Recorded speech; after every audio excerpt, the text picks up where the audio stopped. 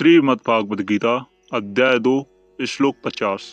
क्या मंद में पूर्व श्लोक में जिस बुद्धि के आश्रय की बात बताई, अब आगे के श्लोक में उसी बुद्धि के आश्रय का फल बताते हैं।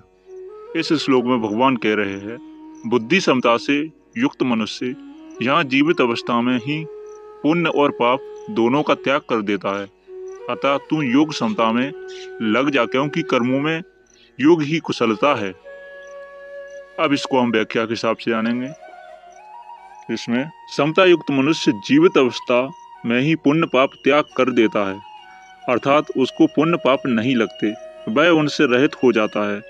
जैसे संसार में पुण्य पाप होते ही रहते हैं, पर सर्वव्यापी परमात्मा को भी पुण्य पाप नहीं लगते, ऐसे ही जो समता में निरंतर स्थित रहता है उसको पुण्य पाप नहीं लगता। समता एक ऐसी विद्या है जिससे मनुष्य संसार में रहता हुआ ही संसार से सर्वदा निर्लिप्त रह सकता है। जैसे कमल का पत्ता जल से ही उत्पन्न होता है और जल में ही रहता है, पर वह जल से लिप्त नहीं होता, ऐसे ही समता युक्त पुरुष संसार में रहते हुए भी संसार से निर्लिप्त रहता है। पुण्य पाप उसका स्पर्श नहीं करते, अर्थात वह पुण्य पाप से असंग हो जाता है। वास्तव में यह स्वयं चेतन स्वरूप पुण्य पाप से रहित है। केवल असत पदार्थों शरीर आदि के साथ संबंध जोड़ने से ही पुण्य पाप लगते हैं। अगर यह असत पदार्थों के साथ संबंध ना जोड़े तो यह आकाश की तरह निर्लिप्त रहेगा, इसको पुण्य पाप नहीं लगेंगे। इसलिए तुम योग में लग जाओ, अर्थात निरंतर समता में स्थित रहो। वास्तव में समता तुम्हारा स्वरूप है, अतः तुम नित्य निरंतर समता में ही स्थित रहते हो। केवल राग द्वेष के कारण तुम्हारे को उस समता का अनुभव नहीं हो रहा है। अगर तुम हरदम समता में स्थित ना रहते तो सुख और दुख का ज्ञान तुम्हें कैसे होता, क्योंकि ये दोनों ही अलग अलग है। जब इन दोनों का तुम्हें ज्ञान होता है तो तुम इनके आने जाने में सदा समरूप से रहते हो। इसी समता का तुम अनुभव करो। योग कर्मसु कौशलम, कर्मों में योग ही कुशलता है, अर्थात कर्मों की सिद्धि असिद्धि में और उन कर्मों के फल की प्राप्ति अप्राप्ति में सम रहना ही कर्मों में कुशलता है। उत्पत्ति विनाशशील कर्मों में योग के सिवा दूसरी कोई महत्व चीज नहीं है। इन पदों में भगवान ने योग की परिभाषा नहीं बताई है, प्रत्युक्त योग की महिमा बताई है। अगर इन पदों का अर्थ कर्मों में कुशलता ही योग है ऐसा किया जाए तो क्या आपत्ति है। अगर ऐसा अर्थ किया जाएगा तो जो बड़ी कुशलता से सावधानी पूर्वक चोरी करता है उसका वह चोरी रूप कर्म भी योग हो जाएगा। अतः ऐसा अर्थ करना अनुचित है। कोई कह सकता है कि हम तो भेद कर्मों को ही कुशलता पूर्वक करने का नाम योग मानते हैं, परंतु ऐसा मानने से मनुष्य कुशलता पूर्वक सांगोपांग किए गए कर्मों के फल में बंध जाएगा, जिससे उसकी स्थिति समता में नहीं रहेगी। अतः यहाँ कर्मों में योग ही कुशलता है ऐसा अर्थ लेना ही उचित है। कारण की कर्मों को करते हुए भी जिसके अंत करण में समता रहती है वह कर्म और उनके फल में बंधेगा नहीं।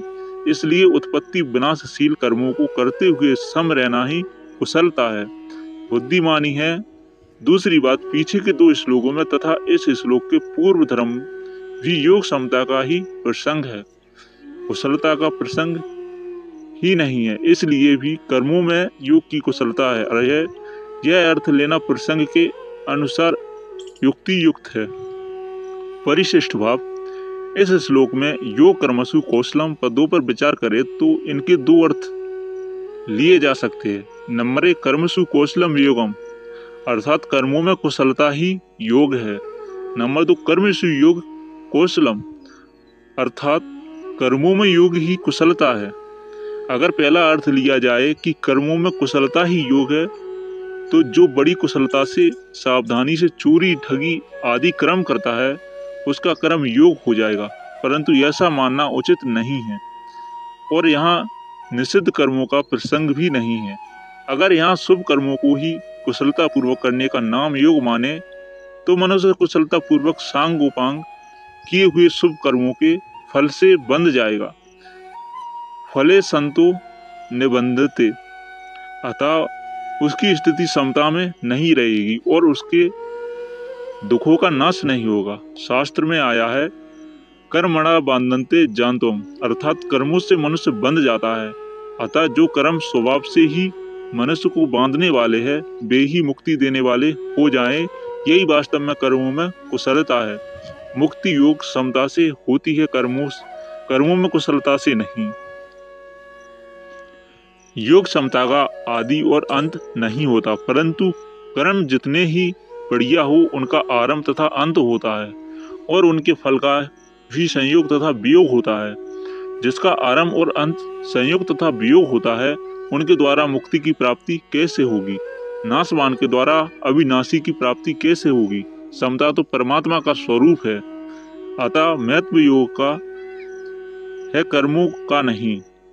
अगर पहला अर्थ ही ठीक माना जाए तो भी कुशलता के अंतर्गत समता निष्काम भाव को ही लेना पड़ेगा। अगर कर्मों में कुशलता ही योग है तो कुशलता क्या है?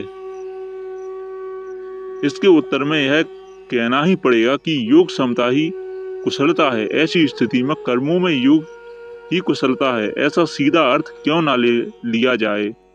जब योग कर्मसु कौशलम पदों में योग शब्द आया ही है तो फिर कुशलता का अर्थ योग लेने की जरूरत ही नहीं है। अगर प्रकरण पर विचार करें तो योग समता का ही प्रकरण चल रहा है, कर्मों की कुशलता का नहीं। भगवान संबंध योग उच्चन्ते कहकर योग की परिभाषा भी बता चुके हैं। अतः इस प्रकरण में योग ही विद्य है, कर्मों में कुशलता विद्य नहीं है।